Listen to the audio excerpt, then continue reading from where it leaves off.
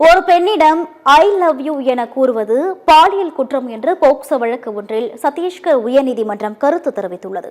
கடந்த 2016 வழங்கப்பட்ட தீர்ப்பை எதிர்த்து மேல்முறையீடு செய்யப்பட்ட வழக்கு சத்தீஸ்கர் உயர்நீதிமன்றத்தில் நடைபெற்று வந்தது.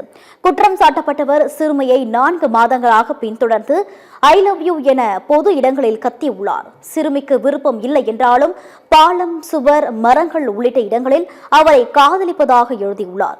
மேலும் பாதிக்கப்பட்டவரின் சாட்சியம் தெளிவாகவும் சீராகவும் நம்பிக்கை அளிப்பதாகவும் உள்ளது.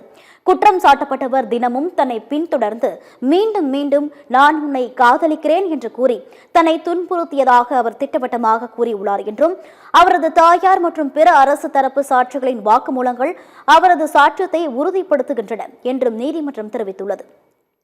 எனவே சிறுமியிடம் ஐ லவ் யூ என கூறுவது பாலியல் குற்றம்தான் என்று கூறி தண்டனையை நீதிமன்றம் உறுதி செய்தது.